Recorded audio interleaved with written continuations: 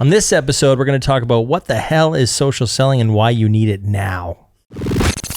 With so many different platforms, Instagram, Facebook, LinkedIn, YouTube, and their purposes evolving daily, navigating social media can be, well, complicated. Welcome to the Social Media Sucks podcast from Cubco. Social media really sucks. Where we unpack the latest trends and help remove the suck from social media. Welcome to the Social Media Sucks podcast by Cubco. You're tuning in for a dose of marketing and to get what's happening in the ever-changing social media landscape. So today with me we have Laura Erdem. Laura Erdem. Laura Erdem, account executive. Close enough. Today is Laura, let's just say that. Yeah, do that. Account executive at Dreamdata, and as always, our beloved CEO and social media expert, Chris That's Kubbernus. me. Hi. Glad to have you here. Yeah. I dream of data, so that's really it's really nice to that's have beautiful. someone from Dreamdata Data, here. exactly. Yes, So Laura, I dream of nice data, mostly you- money, like numbers going how up. Never to mind. how Forget to it. turn numbers to money. Yes, Of that's what I course, dream we all about. dream about that. That is the Yeah. dream. So Laura, please tell us a little about your yourself first and foremost, and then your career. Yes, for sure. Yeah. So my name is Laura Erdem, and I'm from Dreamdata, account executive there. I work in sales, so hardcore numbers.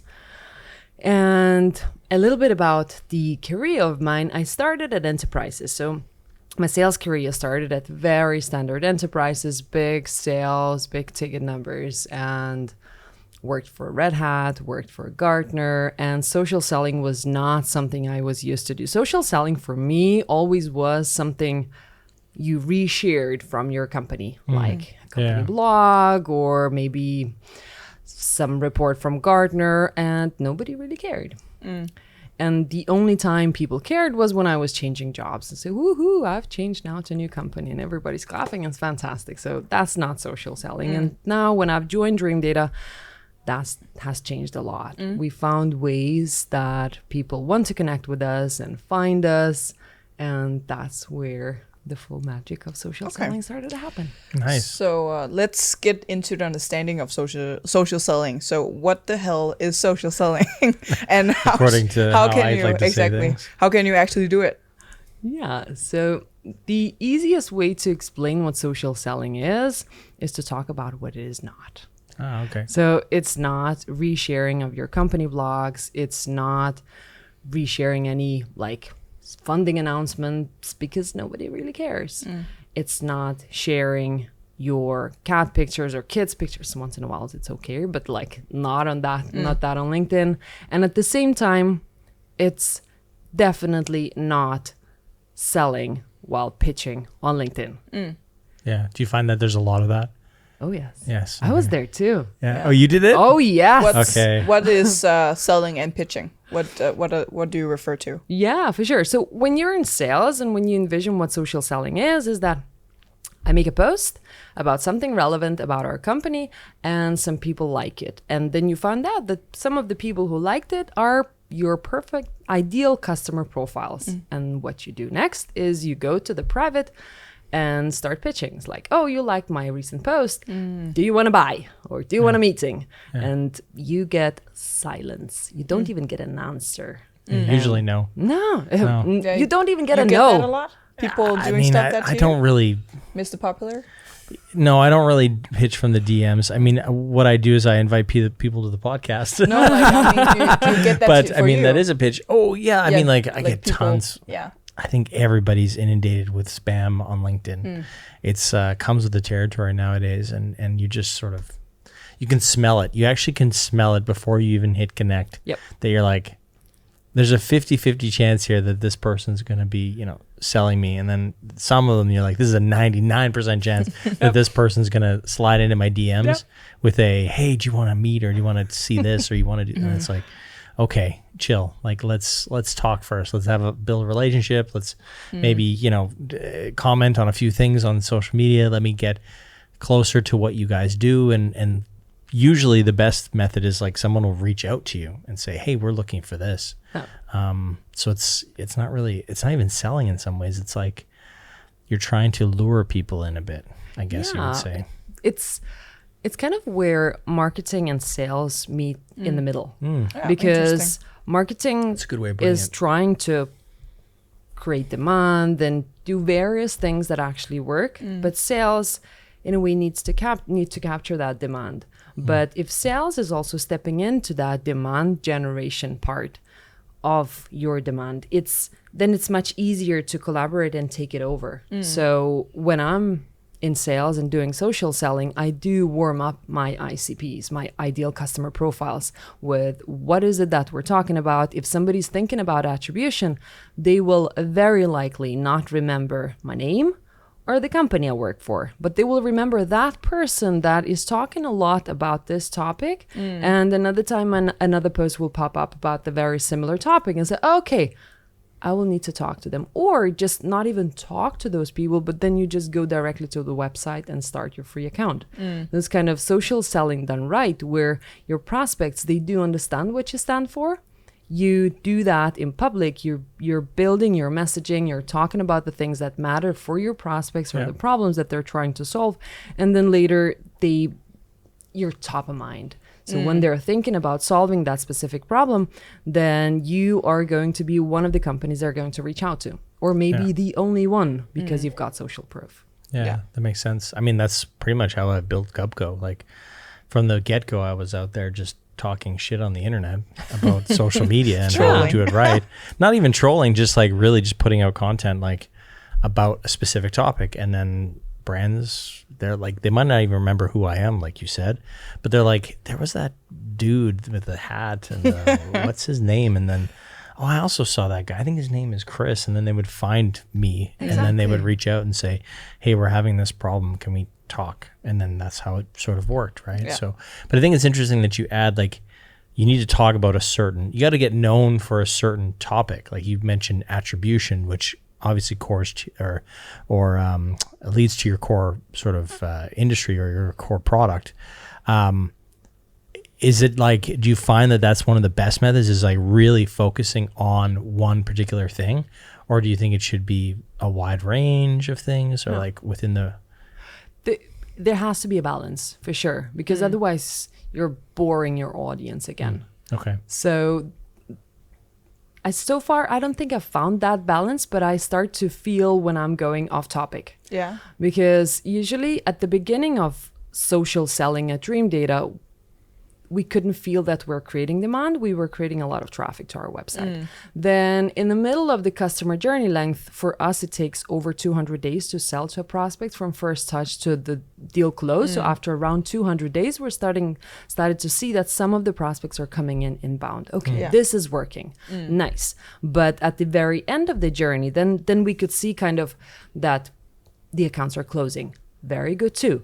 But to take it back to the topic that you're asking, should you mix it up? Last month, I started to talk a lot about social selling, personal branding, and so on. And one thing I noticed the month after, I had 0 inbounds and nothing. And that means that kind of I streamlined my messaging around social selling. Okay, people started to find or maybe invite me to podcasts like this, but I was not generating demand. But as soon as I start to mix those topics up, people find me for a certain topic. So, and then it's a little bit more fun to follow. So you expand the audience a bit by diving into certain things. Okay, that's interesting. Yeah. Why is social selling important for brands in your perspective? Yeah, so I mean, it is a part of this marketing strategy, to say so. For us, it started with our CMO seeing after one of my posts hit like semi-viral, he said, okay, should we do more of this? Because, well, it seems like it's driving a lot of traffic to start with. And then that traffic is starting to convert. And people tend to follow people more than they follow companies. I totally agree. Our Dreamdata profile account on LinkedIn, I think, just reached 3,000 followers. I grew my following within a year from 2,000 to 11,000.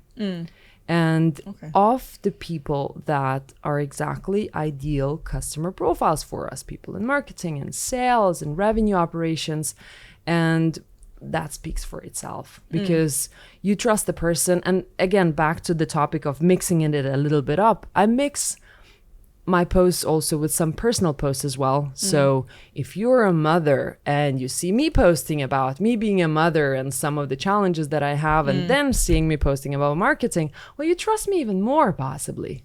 And then even if you mix it up with some video post and you have seen me talking, that I'm able to articulate some messages, and if you came onto a call with me, you would know what to expect. And then it's easier to do that for a person than to do it for a brand. Yeah, I totally agree. Of course. Yeah. Would you find that people actually trust people more than they trust brands these days? I would say so. Yeah, I would also say Definitely. so. So that's a part of like the whole mix, I think, is that that's also what you don't get anything in return by following a brand, because they're not following you back in some senses, right? So you could say that a lot of us are selfish in our sort of who do we follow and who do we network with, because a lot of people are also trying to grow their own network. So there's a trade-off. There's like, I will connect with you, you'll connect with me, and then both of us have a larger amount of connections. If I'm following a brand, it doesn't come back. So you really have to enjoy their content or really want to follow them, maybe for a job or something like that, right? So I think it's very difficult to grow a brand's page than it is your actual people. It's a very good point. Yeah, because in the mix of the followers who I communicate with like daily on comments and likes, there are also those influencers that we exchange both our traffic together and our comments. And then as soon as they start to comment on my posts, I get the credibility of what I'm talking about makes sense for the audience. And I do the same. When I comment on theirs, my audience is going to see my comments as well. So it is a trade-off both on that side as well. Yeah, I totally agree. What do you guys think brands then should consider, or companies should consider when they want to explore this field of social selling of their employees, for instance? There are a lot of things to consider. One of the first things that our CEO speaks very openly about that, when you kick off an initiative like that, you have to be aware that you're setting your employees free, but like that you should not be either setting them in a cage and telling them what they need to post and what they need to talk about. But at the same time, those people are going to expose themselves in the market and are going to be pitched for new jobs all the time. So the first thing is, are you ready for that? Are you ready to set your brand and your employees free? That puts like a very high pressure on you to be a good leader in a good company to keep those people, because everybody will want to work with them. So this is like the very first step before you consider it. Yeah. It's so funny you mention this, because it's like, it is the number one thing, the hurdle that most brands have to figure out first. It's like, are we willing to do this? Before I started Cubco, I was in a very corporate job, big, huge company, big, huge software company. And we were doing a seminar. This was probably, I want to say 10 years ago even. So it was a long time ago. And LinkedIn was, of course, a thing. And it was really changing into a social media platform more than a CV platform. And we were talking about marketing and people, and like, social selling came up. Like, it was very early days of social selling. And the CMO stood in front of a room of 20, 30 people, maybe, all marketers from all over the world. And the topic of social selling came up. Should we be like posting? Should we be doing stuff? And he said, we do not want our employees posting on social media. Never, not even about the company, ever. And I was like, why? And he's like, basically because he thought it provided no value. Like, there was no value in it. It was a waste of time, and it won't do anything for the company or for the marketing of the company. That second, I knew I was in the wrong company. Wow. Yes. And I had already planned at that second, I have to get out of here now. So it was an eye opener. I was there for like 3 years before that point, but it was like that. The second that the CMO stands there and says, we do not want our employees on LinkedIn, I was like, oh, this is not progressive. Red flag. This is, yeah, exactly. Before red flags were red flags, this was a red flag. So it's really important that you bring this up, because it's setting your, and I hate the word setting them free, like you've trapped them in the first place, but I think that it is like you trust them, and you have to recognize that you have to treat your employees like free agents in some ways. Like, any employee can go anywhere at any point, right? So you have to treat people like they are, can do that at any point, right? So that's fair. That's the world. Like most people are in their job for 2 or 3 years and they're at the next place. So Exactly. it just, That's such a strong story, for Yeah. sure. Share it on LinkedIn. Yeah, exactly. I'll tag the guy as well. Yeah. If you're listening, Lars, you know who you are. But let's make the connection between social selling and then on social media, obviously. So can you said you've been in sales for the most of your career, right? Yes. Can you tell us a little bit more about the changes that has undergone the traditional sales methods versus the social selling now that it's a thing? Yeah, for sure. So if we are only talking about social selling, I can talk about how I failed at Dreamdata.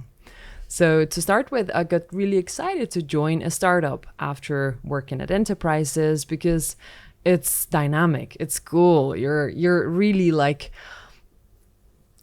are responsible both for creating your own demand, closing your own demand, and also everything is in the air and everything is burning, and let's just close revenue at the same time.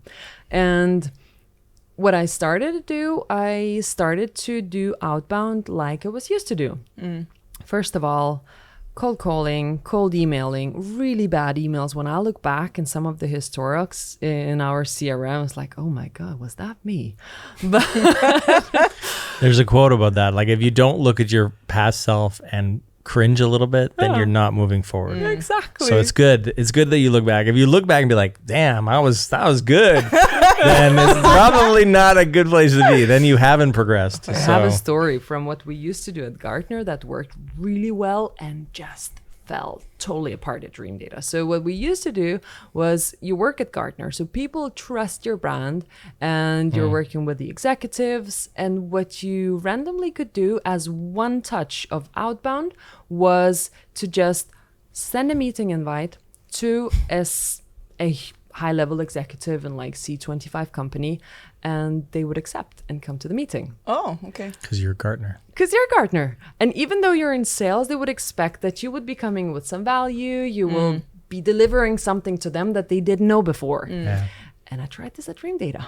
It did not work. It did not work at all. And well, I got into some conversations afterwards. It's like, oh, I've sent you the invitation. It's like, why didn't you accept it? Or like, are you coming to the meeting while I'm waiting? It's like, who are you? Yeah. You're a 20 people company. It's like, what do you expect? Okay, So that's this is how I interesting. started my outbounds. Like, being known for something, you come out to the market when they don't know who you are. Yeah. They know the problems that you might be solving because you talk about it, but you have no trust Yeah, you haven't built up your brand recognition yet. Yeah. at all. And that's where we started to say, okay, we need to find out other ways of doing it. Luckily, our CMO is crazy experience in marketing, and the demand that he's bringing, we all the time, and we still do get all of our demand inbound. We needed to do some outbound to test it out, but well, I started to close inbound just much better. And besides that, then we found our ways within social selling that this is how we can create demand, like doing outbound to many. Instead of just one-to-one, I'm trying to reach somebody. Yeah. I am connecting with the people who are ideal customer profiles for us. I'm creating a lot of posts that what kind of problems we're solving or other clients are seeing or talking about specific topics. And then they start coming in inbound. All right, this is kind of, we started to call it all-bound. So we can market, I love that term. Both marketing and sales. I've been in this. Yeah. So that's how I transitioned to a little bit of a Outbound, different that's such a type good of sale. idea. Do you think that there's still a stigma or still a desire that salespeople should be cold calling, cold emailing, like I think that there's a like a box that salespeople are in, like you have to be calling people, you have to be out there, shaking hands versus what you're talking about is much more of a Virtual technological or sort of more advanced sales, which is, like you said, it's all bound. It's like trying to build that social selling profile, trying to get people to come inbound. Do you think it's that? Do you think that's still out in the marketplace that there's like, Oh yeah, definitely. people want that one-to-one sales? It is. And I think it goes back to what you can measure, we can't. Yeah. Like you can measure how many emails you have sent, how many calls you have made, how many successful calls you have done. And then it's pretty easy for you to calculate how many salespeople do I need to hit the specific quota of book meetings and close accounts. Nice. But what we're doing with outbound, that's social selling, you can't really measure it.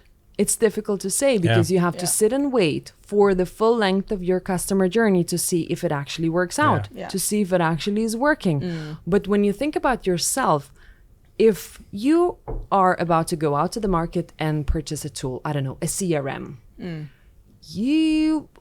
would you just buy a CRM by somebody just calling you up and saying, oh, do you want to talk about, I don't know, one of the CRM providers that are not on top of the list of Gartners and everything? It's like, no, I'm not in the market. But as soon as you are, then you start to research by yourself. That's where marketing will start to capture that demand. But they will also remember the people who have been speaking about the topic on social media, and then it's much easier for you to buy.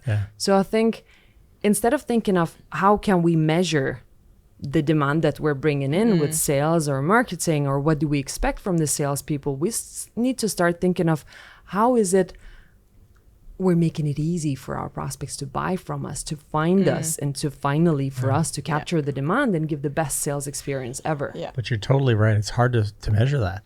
Like it's really, sales has been such a measurable sort of field for a long time. And that's going out the window.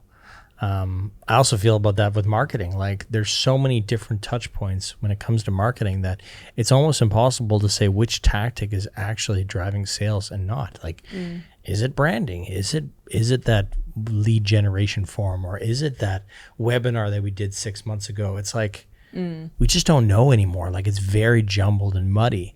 And that's the same for sales. You guys are experiencing the exact same thing. It's very jumbled and muddy. So how can you measure that? And maybe we shouldn't even be. Maybe we should just be looking at demand generation. Are there meetings that are coming in? Is it constantly a flow? Is inbound sort of bringing more prospects? If it's not, then we need to change some things up. But it is, when you have such a long sales cycle, it's very hard to see what's working and what's not. It's difficult. B2B is crazy, really. We created some benchmarks at Dreamdata. It's like how long is an average customer journey for B2Bs, especially SaaS companies that are our clients. It goes over 190 days.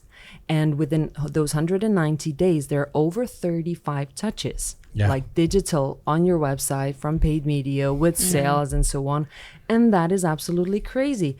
I still think that we should be measuring everything, at least capturing each and every touch. That's why marketing operations is becoming to be a thing, because you want to understand, like top of funnel, what kind of metrics should we set up to be able to see what goes down the funnel, what can we measure from top of funnel, mid funnel, and what is it that is actually closing? What is driving most of it? Should we drive more webinars that drive a lot of people to join the webinar but never close? Or should we be doing more review sites where people come actually with the demand and we're closing them like crazy? So then it's much easier for marketers to navigate where is it that we want to go. And well, for a person working with attribution software doing social selling that is totally unmeasurable, that's pretty crazy. But It's anti what you guys actually do.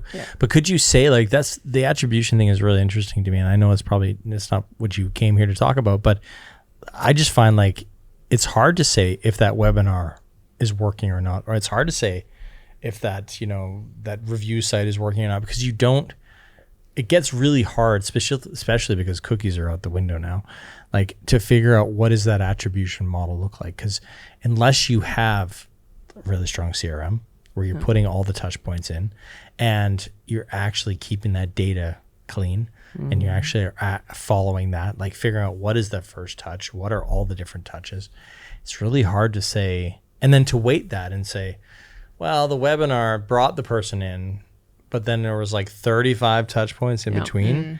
Which one was the most effective? It's like, I don't know. Well, that's why it's really important to kind of map everything out, everything that you can. CRM is key. But you're mentioning cookies getting out of the window. The first party tracking cookies are there, and you can track everything that is happening on your website. That's true. Then it's like at least a smaller window for you to understand what is it that I can measure and what is it that I'm just giving away and trusting that it works. Yeah. To be able that's good to put go. those into two buckets. I think that's nice. Like saying, what do we not care about and what can we actually control? Like, that's why newsletters are so good. That's why maybe signups where you actually have like an email address, like those things are, you can track them and keep them, which is good. Would that be one of the cons, in your guys' opinion, with social selling? That it's making it harder to track instead of the traditional sales? Or is there anything else you guys can observe? Has it been easier now to do sales with social selling, or is it just getting more muddy in these two different categories? It's definitely easier for me to reach out to prospects when they have seen me on social. So I've already built that social proof that, okay, she's not pitching me. And especially if I'm coming over to direct messages and still not doing the pitching, but talking about the problems that some of the marketers in that type of a field are having, and would you like to talk more about that? It's much, much easier. The way I look at it is that kind of you earn the trust of one-on-one with a person out in public. Meaning that if you have been in the public and commenting on some of the things and discussing the topics together with them, then it's much easier to pick up the conversation one-on-one and be trusted. And it's tough because it takes a lot of time. You can't really measure it. Like, okay, my dear employee, you have been posting about your holidays and your kids for the last week. Like, should you like to start talking more about that CRM we're selling or something like that? And it's difficult to measure. And you don't know. Maybe people want to follow you because of the person you are, and that random post about that CRM you're selling would come out and people will understand it. You don't know. Companies don't know. Yeah. I think that's one of the biggest cons. And I think also not the biggest con, because it is an investment, but you're investing in your employee to maybe even teach them how to be content creators. And I think like that is a huge investment, because being a content creator is a difficult thing. Like, you have to understand content, psychology, marketing, copywriting, like, and then also that person has to be following up with all the people that comment and like and share and all that kind of stuff. So I think that companies are maybe a bit scared of that. And I would say like the education that goes into that is maybe a lot.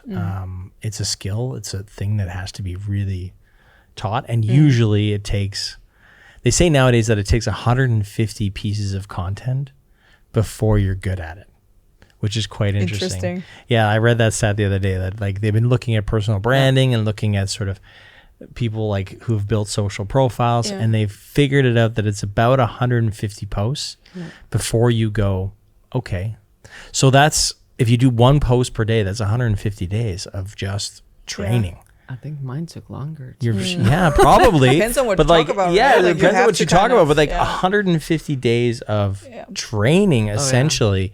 And if you have to do that with your employees, like that's a lot. And like that's an investment from your side. That's an investment, which is fine. Like it probably is a good investment. Good in social media. You have a lot of people, content creators here. Yeah, but that's the thing. I mean, like, but to do it is, I mean, we're not even doing that effectively for our people. Like Kamal, our client service director, like he's great at like sort of traditional sales, but inbound sort of like social selling, he does nothing of that. It's so actually, different. we should train him.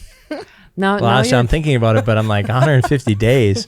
Jeez, I You're don't know talking if I have about time. that, and I'm thinking about our own content manager. He is amazing at creating our blog posts, everything we write about, and he posts on LinkedIn once in a while, but his post doesn't perform as well as the rest of us. And he's always like, come on, this was so beautiful. It's like, why is nobody reacting to it? Because that's the thing about content creation. Who is it that you're creating it for? It's like the different mediums, the different people you're doing it for, how entertaining should it be, and so on. And once we did a challenge, we said, okay, Jeremy, we pick up your post. It was really, really good, but nobody liked it. We all pick it up and rewrite it. Like redo the post Okay. in whatever ways that we think would be more appropriate to come out to our audience. Some were doing a video, somebody did a meme, somebody just read the text and so on. And then we looked what performed best. And This is that was so interesting. cool. All of them performed meme? better than his. Oh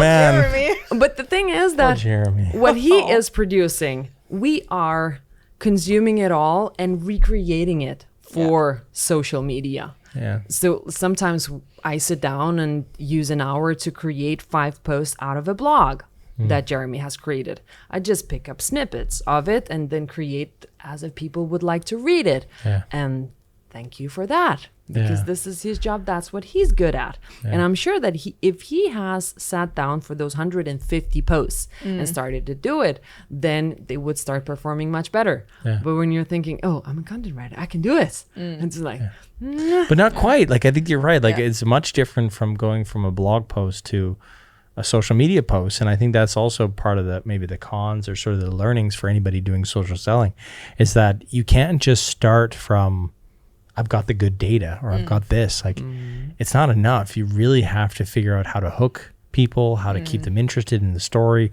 or whatever you're trying to say. So it's an art form and a skill, and it's like I said, it takes a long Adapt time to to learn audience.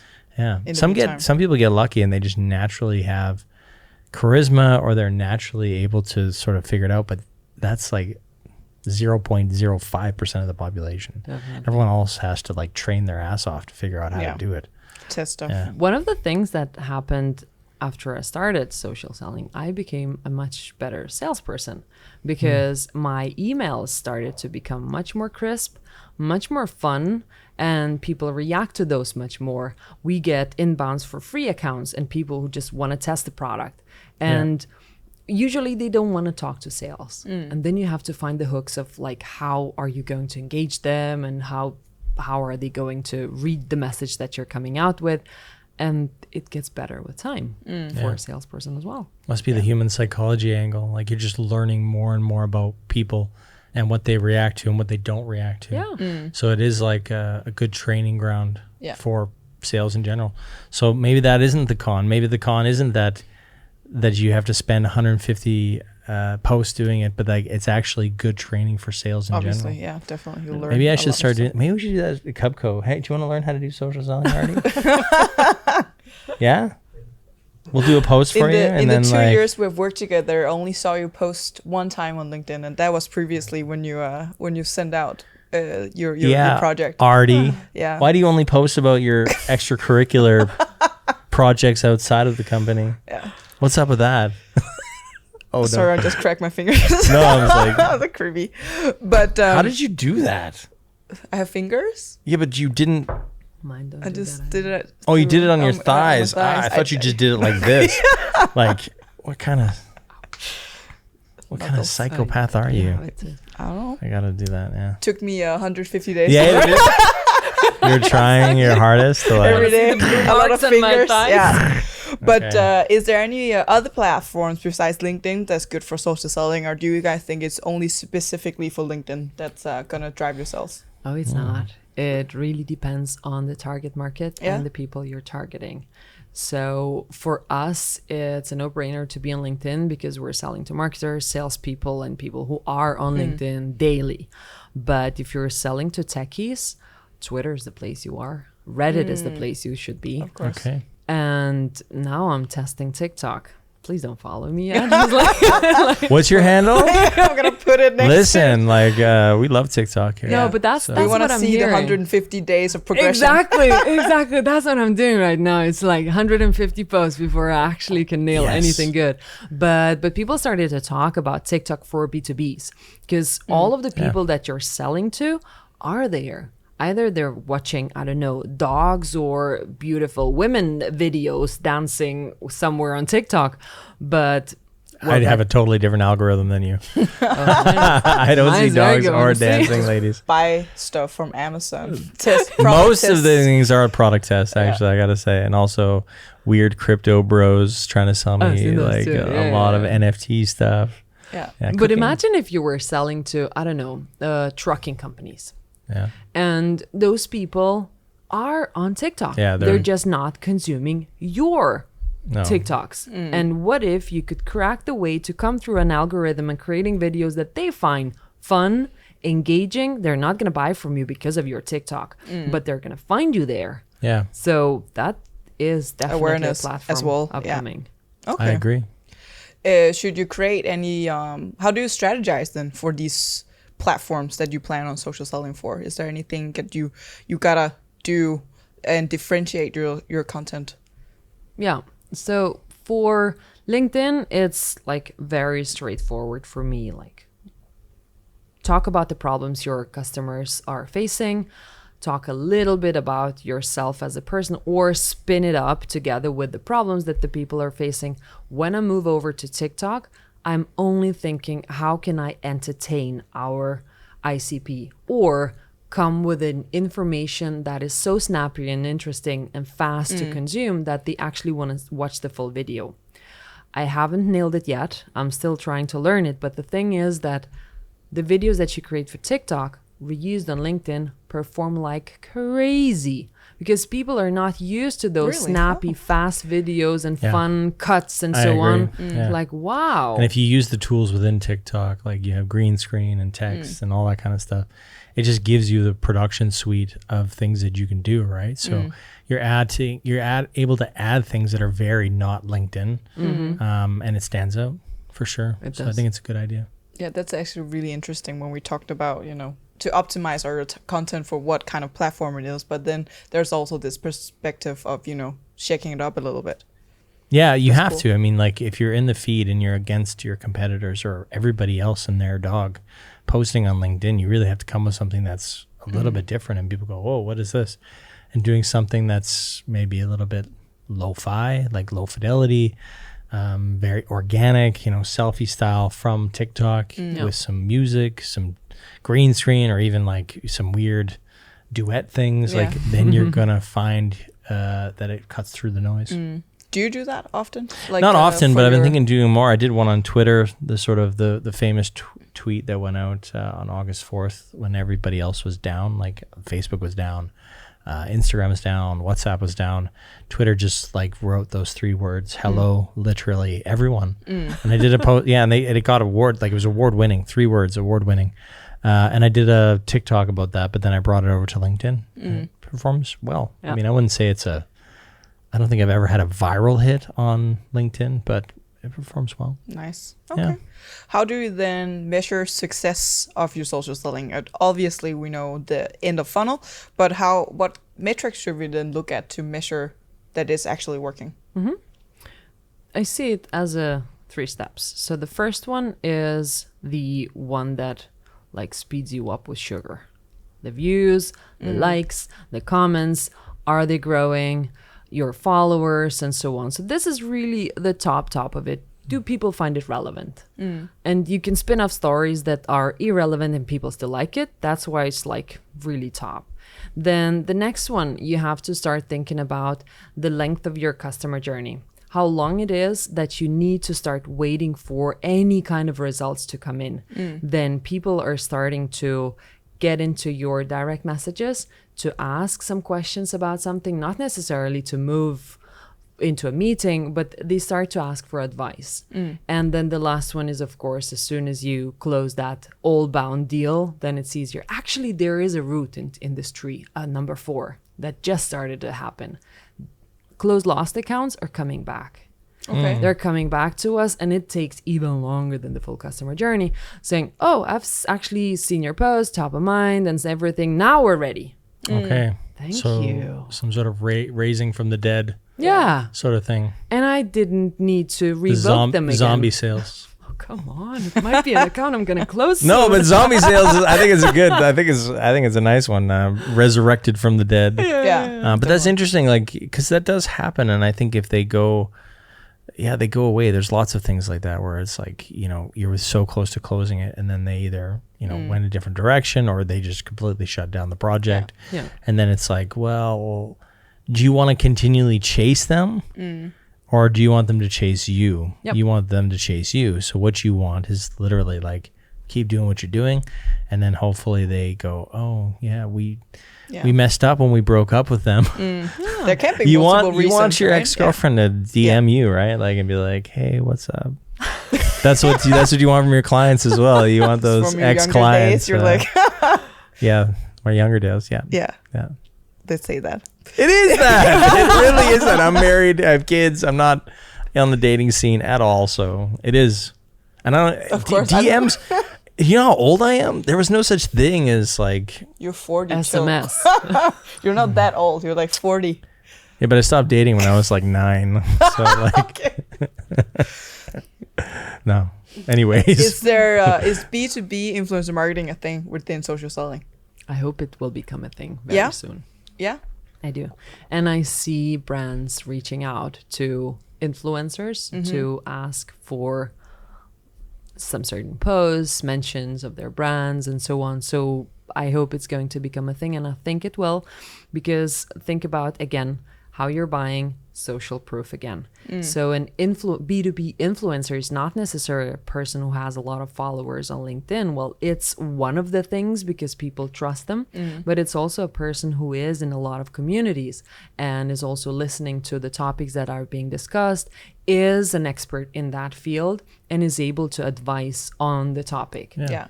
I get that all the time. Really? Yep. I don't know why I'm so surprised, but It's true. How come? How so? Platforms will reach out to me. Okay. They'll ask me to do stuff like Snapchat, for example. Software solutions Interesting. often reach out. Like, Yeah. It's usually something new startups. for you, right? No, it's been the last 4 or 5 years that's happened, but I usually say no because I'm agnostic. Like I don't care. Like, I mean, I'll use whatever platform, like Hootsuite, Falcon, like Spring or Sprout. It's like, I don't really care really. So I have a hard time saying yes to those things. Okay. Simply because I don't like, I'd feel it's inauthentic to be like, oh, I recommend this tool. We did one actually for DJI, you know, the drone. They do like, they do drones, and they do also like things for video equipment, you know, DJI, right? They actually reached out to us as a company, and we did like a review video for them. Okay. 2, 3 years, 4 years ago, maybe. Oh. Yeah. So that was quite interesting, and we got a free gimbal out of it. Nice. So yeah, we got some technology. Okay, that's cool. Yeah. But it's a win-win for both, because you are the user of the technology, and you just need to mention what it is that you use them for. Yeah. So it's kind of a review. Yeah, it's happening all the time. But you're saying you hope it's going to be more of a thing. Do you guys know why it's not ticking so much on as the traditional B2C influencer marketing? It's more Or C2C, actually. like my experience with it, because I've also been on the side of trying to hire an influencer to do some influencer marketing for Cupco, like for the agency. It was pretty cost prohibitive to be honest. And I was like, man, I could better spend that doing my own social selling versus getting somebody else to do it, because it was quite expensive. But I think that most brands don't know that they can actually do that and don't have a sense like that, hey, this is a thing. But it'll get better and better, and we'll see more and more. But yeah. And also it's more of an Instagram thing. Like LinkedIn is considered your professional network, so you're a little bit like guarded about it. You don't want to necessarily be like, this is a sponsored post by X, Y, and Z. And I think you're going to quickly lose credibility of your followers if you start talking about that. I don't think that there are any requirements for you to tell that this is a sponsored post, but it should come. I think it would be. I think you'd have some issues. Gray zones. Yeah.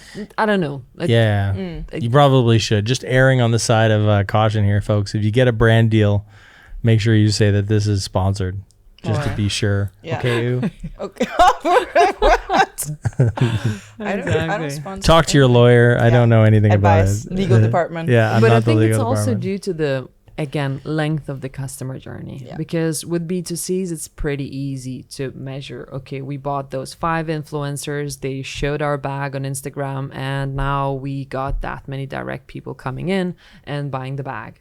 Okay, pretty easy to attribute. Yeah. But if you got an influencer mentioning, again, your CRM or marketing automation tool, Well, how long do you think it will take for you to actually reap the results out of it? Yeah. It could take years. Yeah, even B2C brands have done it. Like there's a really interesting case with a guy named Travis Chambers. So shout out to Travis Chambers, who's another agency owner, where Uber Eats, the delivery service of food in the States, reached out and said he's got like a huge LinkedIn following.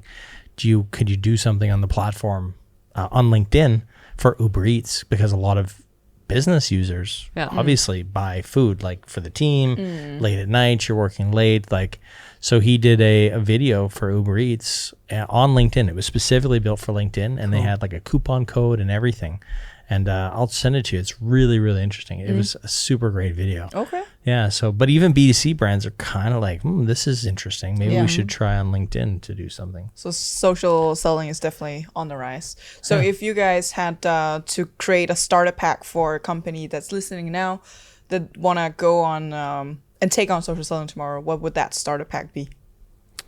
Well, first thing would be like a signed declaration. I, so-and-so person from this company, declare that my employees can freely post on social media, and I will not put them in a cage, something. Okay. So a declaration apparently is the first thing. Some sort of pledge. Yeah. That's the only thing I would add. Then it's up to you. You have to fill the rest of the pack, the starter pack. First of all, the leadership has to buy into it. Yeah.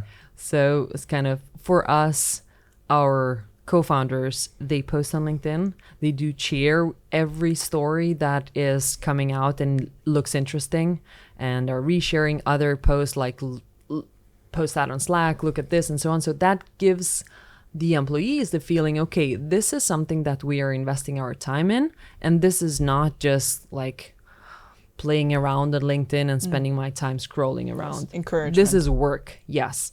So C-level or leadership encouragement to do it.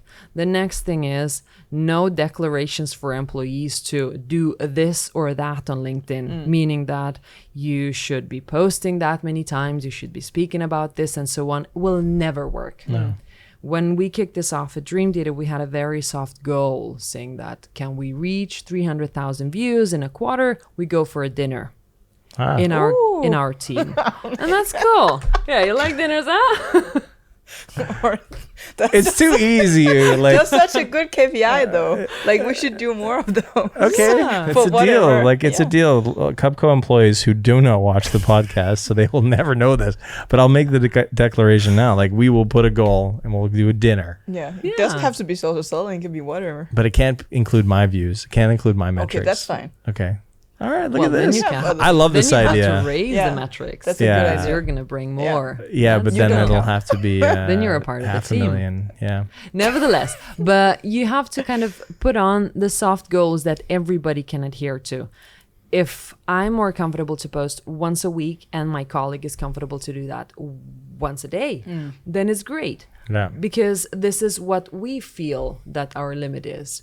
And then the next thing is that you can start encouraging people to do it in various ways that they might need help to. Like, maybe I have difficulties creating the post. Can you review my post? I don't have ideas. Can we have a chat about what kind of ideas I could talk about? What kind of problems I might mention? And so on. So that support mechanism has to work in the background. What kind of tools can I use if I was to create a meme or create a GIF or create a video, like subtitles and stuff like that? That has to be also in the package supporting the employees who are going to do it. Tools. Yeah, Some all the ideas on tools. the tools. Yeah. Cool. Exactly. That's great. Very good Yeah. point. Thank you. So guys. just to wrap up, so top management buy-in, some sort of goal, soft goal sort of arrangement so people understand what's at stake, and then also some tools to actually get and going. support all And in all. support. Yeah. Cool. Anything else?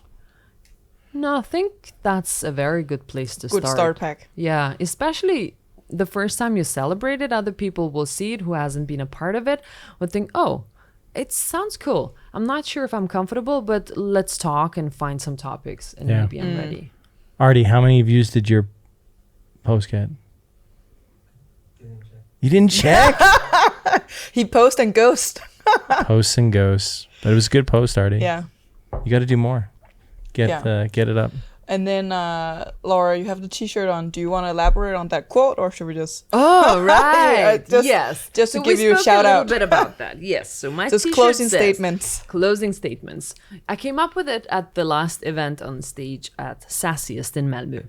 When people are saying Sassiest? Sassiest event. What is that? It's a SAS event. Okay, cool. I like it. I like the name. It was very good, actually. It's Like siest? SAS. Yes. I get it. But what was the last part? How does that? Yes. I-E. Sassiest event. Like sassy. Oh, okay. It's sassiest. But the most sassiest. Okay, I get that. Get it? Yeah, now I'm getting it. Yeah. Okay. Cool. So there we were talking about like what is social selling and how should I do it? It's like one of the key messages on LinkedIn, you have to remember people do not care about two things. You and your company. And as soon as you get rid of those two, not talking about yourself and not talking about your company, and talking about the actual problems people are trying to solve, or why should they relate to something that you're talking about, then it's so much easier to be relatable.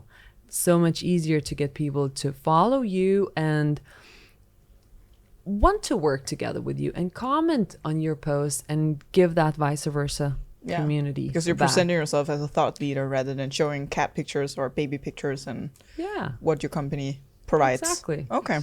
Cool. That's nice. Thank you guys so much for sharing your golden nuggets. And I want to summarize for our listeners what we talked about in terms of social selling. So 6 important points. So the first one, to know what social selling is almost easy to talk about what it's not. And it's not resharing company blogs or company announcement and fundings. It's not selling or pitching on LinkedIn, but you're doing social selling when your prospects see and understand the topic you consistently talk about. So the important thing, number 2, when you're doing social selling is you find a balance of a specific topic to make yourself known for and diversify around your core topics / competencies. And then you build your audience and content around your core theme. And third is people to people communication. People like to follow people more than brands and companies. So you got to trust your employees and let them share a mix of personal and professional content that will build credibility and give value to your brand in the end. 4 is using so many platforms for selling, and platforms are great for different industries. If you want to reach tech, maybe that's on Twitter, or if you use TikTok, that could be used for awareness and entertainment. And 5 is measuring social selling in 4 levels: views, interactions, high-level metrics, and then there's think of your funnel and what people ask from you. Third is closing the deal, and lastly is lost account can actually come back. And then zombie accounts. We can quote you on that. And then the last one, the 6th one, is the starter pack for you guys who want to jump on social selling tomorrow. And first one is leadership, encouragement, and support. Let your employees decide when and how to publish content. Define your soft goals and for your employees. And then lastly, support them with ideas, tools for different content types. So that's it. Here you have it. Social selling and how to do it. Subscribe, like, comment, feedback, and everything with this podcast. Thank you so much. Everything with just whatever. Just share it, social sell it, share it. So thank you guys for listening, and stay tuned for the next one. Thank you. Bye. Bye. This has been the Social Media Sucks Podcast.